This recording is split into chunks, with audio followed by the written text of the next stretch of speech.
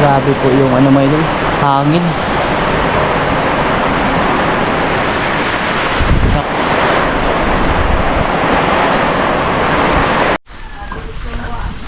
Puro-turo din yung saging ba?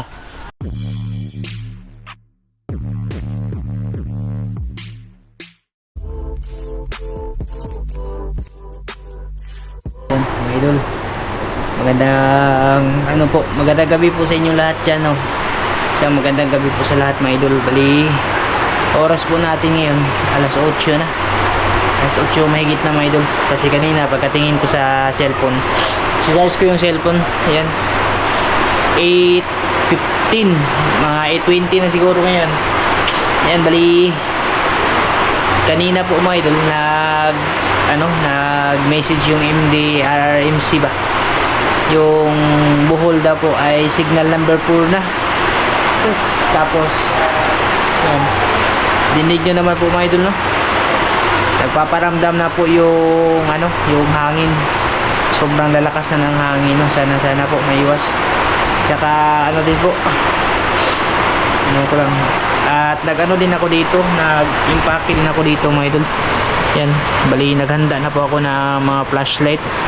Ito mga flashlight natin na gamit natin sa pag-vlog mga idol, no? Bali 5 po to lahat, para may pang depensa kami ba pag nag brown out mga idol, no? Mabuti na po yung handa, kasi within 12 hours daw na nanood din ako ng balita, kasi may signal pa naman po mga idol, tsaka may kuryente pa. Baka madaling araw siguro nito brown out na po, no? Pag makapag-upload tayo, i-upload ko po mga idol pag sakaling kasi nag-load ako ng ng data pang 1 week, for in case ba na na walang kuryente mga idol. At least kahit pa paano meron tayong magagamit at may papaalam sa inyo, no? Ayan, bali update ko po kayo mga idol. Diyan sa labas, grabe na talaga mga idol, sobrang lakas na ng hangin.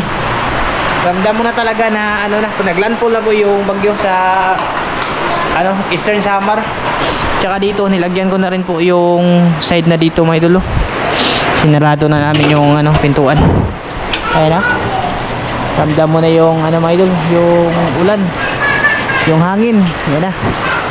Sana po hindi yung maka-apekto ba, lalo na sa mga kabahayan mga idol, no? Kasi hindi na natin ito masasabi na mawawala yan. Dito na po mga idol. Mamaya i-update ko po kayo mga idol, no? Pag sakaling man yung basta i-vlog po natin to, at least kahit pa paano. At shoutout din pala kay ate ate Lord Divisya Buliga ate. Mag-iingat po kayo dyan ate, ha. Alam ko po ate na grabe talaga din yung lugar nyo sa Tacloban. Hindi din basta-basta yung mga alon dyan, lalo na ngayon may bagyo. Ingat po kayo dyan natin ang pamilya mo, sa pamilya din ni Migo, Josephus Magnus Migo. Shoutout po sa lahat na nakapanood dito na tatamaan din ng bagyo. Mag-ingat po kayo dyan mga idol, no? Keep safe po, at dasal po tayo mga idol na iiwas po tayo ng Panginoon sa anumang kapahamakan. Yan, bali update ko po kayo ulit mga idol, no? Tinitipid-tipid ko to mga idol, kasi kahit may kuryente, kasi mawawala din to. Alam na namin kasi nag-abiso na po yung electric company sa amin na mag-brown out talaga mga idol pagpapasok ng bagyo, no? Para iwas na rin. Ayan, update ko po kayo mga idol, ha? Pag mamaya sigurong hapon, basta pakikiramdaman ko to, hindi ako matutulog siguro. Nakakatakot mga idol.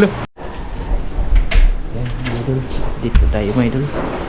Oras natin ngayon alas 11. Grabe yung mga idol, grabe na yung hangin mga idol.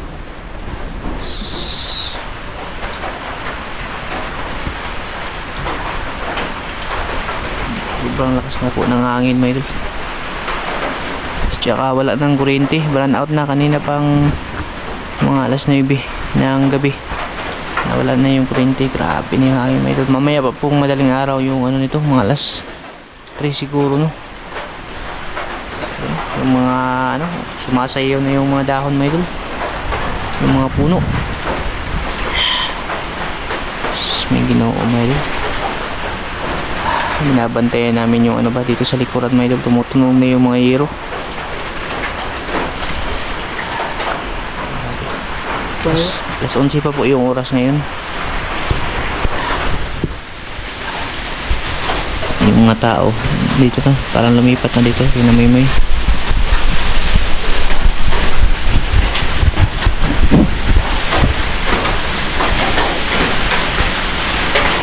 Ito sa ano mo ito, sa likod bahay namin.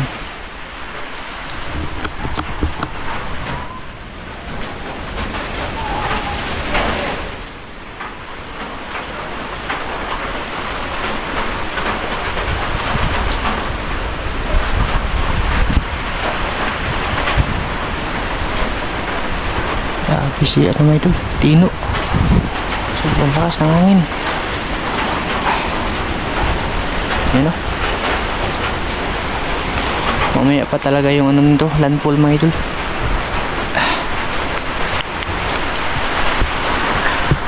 Hindi kami makatulog. Hindi kami makatulog mga idol.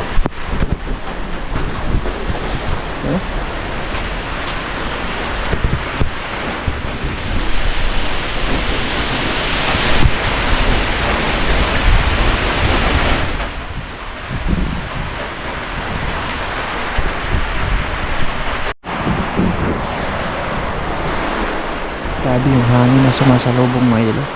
Si Hero pa.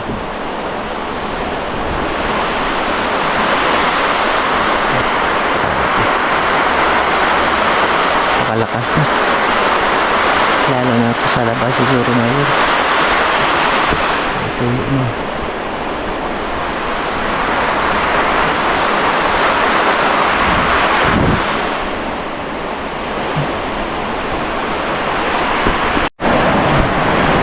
Grabe po yung ano mga idol, hangin. Saka yung ano, ulan na dala itong bagyo na ito ba? Diba?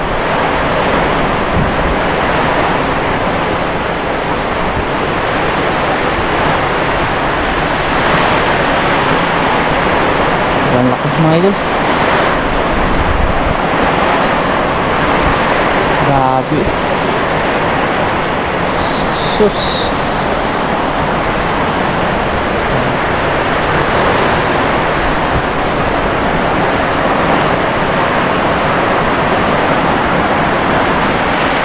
Daling araw na po kasi mga idol. Naglandfall na yung ano, dumaan na yung bagyo ba? Padaan na to.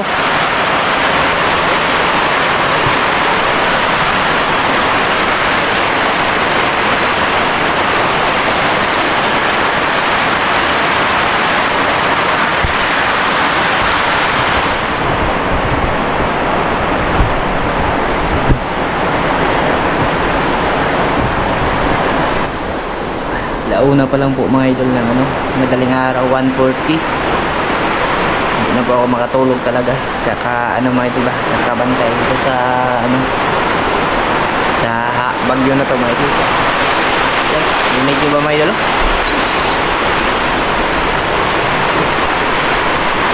Signal number 4 yung sa amin dito. So talaga ng hangin. Tingnan ko yung ano, mga bubong ba.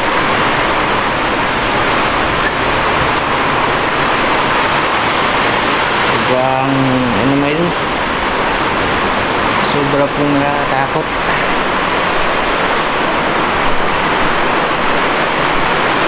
Parang naalala ko tuloy yung ano, yung nangyari doon sa bagyong Udit. Yung mga kapitbahay namin lumikas na pala, andun na sa ano, sa taas sa bahay nila mama ba. So andyan sa likod namin may mga bahay kasi dyan maliliit mga idol, yung gawa nung bagyong Udit. Lumipat na sila, andito na sila sa kabila. Andun kasi si Moy Moy.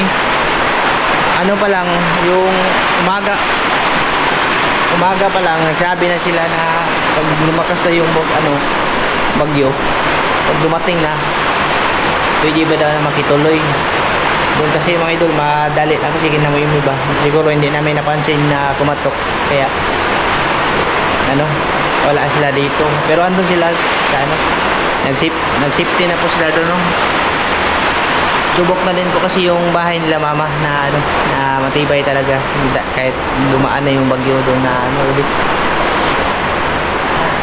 Grabe. wala pang kuryente. Ilang ano din po ito mga idol, ilang araw din po ito siguro yung mawawala kasi grabe. Kita nyo naman po mga idol, sobrang lakas talaga ng hangin. Ubos talaga yung ano, poste no. Mamaya talaga ito, alas 5. Kasi yung estimate nila mga idol, sabi ni ate, alas 5 daw talaga yung daan ng umaga ba. Tapos sa launa pa ngayon, grabe. Ganito nakalakas, lalo na siguro mamaya no. Ginoo, sana po ano, wala pong mangyayaring masama na ano may iba sa amin dito. Kawawa naman po ngayon. Talaga ako makatulog sila, magbabantay ako mga ito. Posibleng mangyari ba?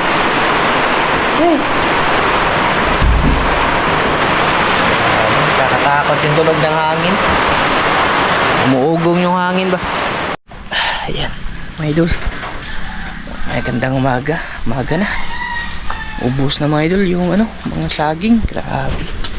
Yung mga saging yung hinagupit talaga no. Tingnan nyo yung papaya dito sa likod namin mga idol. Buti na lang talaga pinapuputol ko yung mga kahoy kasi ano talaga no. May warning pa dito. Signal number 5 pero ano na siya. Yan, parang lumiwanag na siya konti no. Thank you Lord. At ito lang po yung damage na ano. Grabe na gabi. Grabe talaga yung hangin gabi. Kala ko matatanggal yung yero dun sa babo. Oh, taas ko. Grabe yung taas ko mga ito. Tuklap yung ano. Yung bubong ba. Yung yan dito naman. Hindi siya naputol. Ubos yung saging nila dito at bahay namin no. Pati yung saging na ano, yung wire natumba. Sigurado ito mga ito wala itong kuryente kasi nangatumba lahat yung mga ano.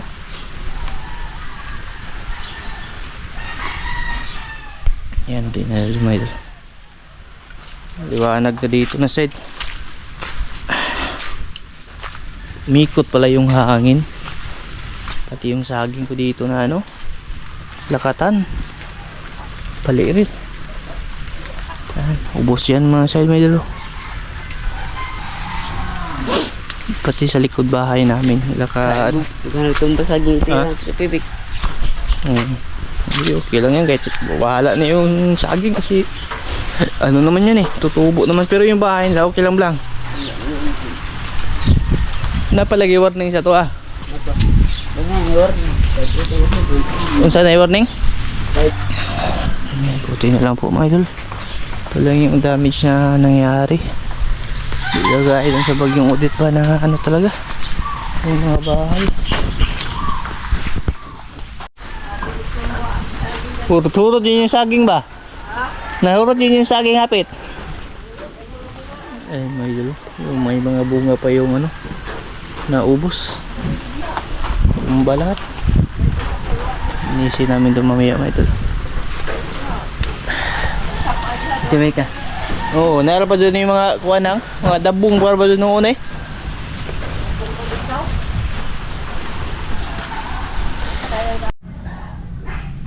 Tingnan na po yung palibot mga idol. May araw na. Sumikat na yung araw. Parang wala lang dumaan na bagyo ba. Bilis. Nasa ano na daw po, nasa part ng Negros yung bagyo no. Ingat po kayo dyan mga idol sa lahat ng madaanan dyan no. Lalo na talaga sa sentro. Grabe, sobrang lakas niya. Kahit hindi siya, hindi sentro, gabi. Sus. Kahit anong pikit ng matawa, hindi ako makatulog kasi nga yung yero ay ano, kumakalabog yung yero mga idol. Akala ko matatangay na yung bubong. Tsaka isa ding kagandahan pala ng bagyo nga to, yung hangin ng bagyo mga idol wala sa ibaba, nasa taas siya. Di kagaya dun sa bagyong Odette ba na yung hangin niya nasa ibaba tapos parang kumbaga pang sa lupa ba tapos paakyat. Ganun kasi yung nangyari sa bagyong Odette mga idol. Kaya wala talagang katayo na ano, mga puno, mga buwal. Yung saging niyan, yung mga nangatumba na saging dahil yan sa ano, sa lambot ng lupa ba kasi umulan ng malakas tapos may hangin. Alam nyo naman yung saging madaling mana no. At least ano talaga mga idol, okay po talaga. Ayan. Medyo manda na po yung panahon mga idol, no? Pasikat na po yung araw. Pwede saging. Natutumba saging kuya. Tumba? Kanina? Hmm. Kuha na ko matagal na. Saan matulog Ayan, ako? puno na yung balo namin may idol. May ano na. Maagas na. Ayan, mga idol. Bali, ano po pala to? Idudugtong ko na lang to sa vlog natin doon sa ano no, sa Bagyo. Bali, pangalawang araw na po ngayon nung nagbagyo, November 3. Ngayon, ano na? 5 ata yun ngayon, mga idol. Iwan ko lang. Basta pangalawang araw na po na, ayan, 5 na. November 5 na po ngayon, mga idol, no? Bali, dalawang araw din po kami nawalan ng kuryente. Kanina lang po kakabalik mga alas 4 ng hapon. Dudugtong ko na lang po yung video na to kasi sa kasamang balat mga idol, kakalabas natin pa doon sa ano mga idol, kakabantay natin sa panahon nung actual na madaling araw nung ano ba, nung November 3. Kakalabas ko, kakatingin-tingin ko sa palibot ba kung ano ba yung nangyayari. Ay nilagnat po ako mga idol, siguro dahil sa ambon, no. Tapos yung nagputol ako nung ano, nung tawag doon yung sa kapitbahay namin na puno ng nyug, no. Tinamaan ba ako ng lagnat, bali pangalawang araw na po na lagnat ko ngayon, no. At saka din si Maika, paggaling na yun sa kanya, siya yung nauna, ako yung sumunod, no. Bali ngayon ko lang po to na ano, na-upload yung video na to kasi ngayon lang po bumalik yung kuryente. Thank you Lord, kasi nga yun lang po yung damage, no, mga saging lang mga idol, wala pong gaanong damage sa parte sa mga kabahayan, lalo na sa ano mga idol, sa mga kapitbahay namin dito na hindi pa talaga nakakabangon doon sa hagupit ng bagyong Odette, no. Kahit ilang taon na yung lumipas ay yung bahay nila ganun pa rin po sa nangyari doon sa bagyong Odette, no. Salamat talaga ako ng sobra sa Panginoon kasi nga yun lang po mga idol yung ano, iwan ko lang po sa mga lugar talaga na sentro ng bagyo, no. Sana po okay lang po kayo dyan mga idol. Sana okay lang po talaga kayo dyan mga idol, no. Wala pong nangyari masama sa inyo. Okay lang yung ano, yung mga bahay kasi makikita naman natin yan kaysa buhay ng tao yung mawawala mga idol. Sana okay lang po kayo dyan. Kay Ate Lodibisha, bulin siya sa pamilya mo, Migo, Josephus Magno, sana okay lang po sila, no. Kasi sila talaga yung pinakasentro sa parte ng Cebu, Talisay, Cebu. Ingat po kayo dyan mga idol, no? Kumusta po kayo dyan? At sana okay lang po. Okay lang po yung ano namin dito mga idol. Kahit nilagnat ako, okay lang, wala pong problema. Kasi nga ano, yung bagyo ay lumipas na, tsaka mainit na po mga idol.